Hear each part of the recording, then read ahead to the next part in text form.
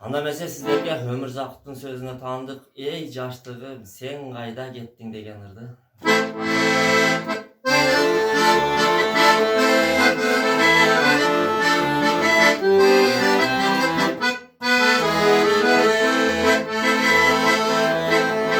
Шам учурган бир бак, шамалдай көңүл, көзүмдө жаш шулдурап, эстесең bir gecede жалындым, жаш кезегим сагындым, сен кайда кеттиң? Эй жаштыгым, ой жаштыгым, сен кайда кеттиң?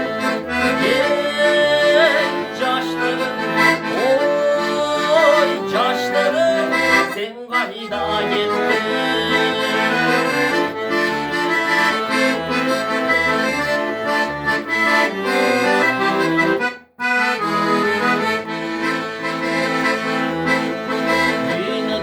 Tatmayız kezekli elinde, yeni bir cümleyi geçişi gizli.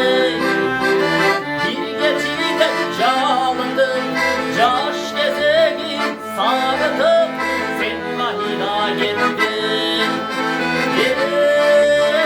Yaşlığım, oy yaşlığım, sen kayda gittin.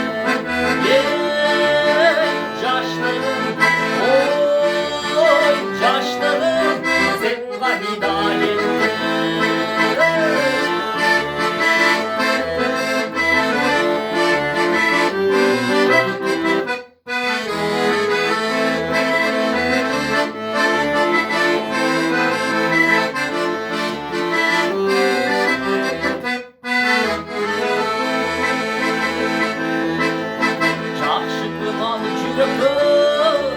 Canga mı çalınmay, canıma cay vermesin, canıra tabılmay.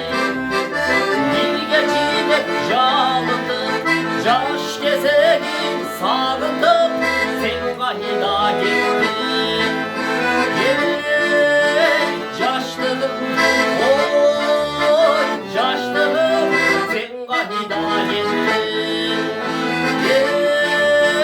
Yaşlığım, oy yaşlığım, sen kayda gittin? Sen kayda gittin?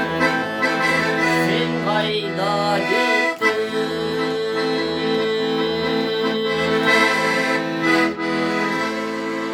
Sizlerge Akjol Babadinұлы.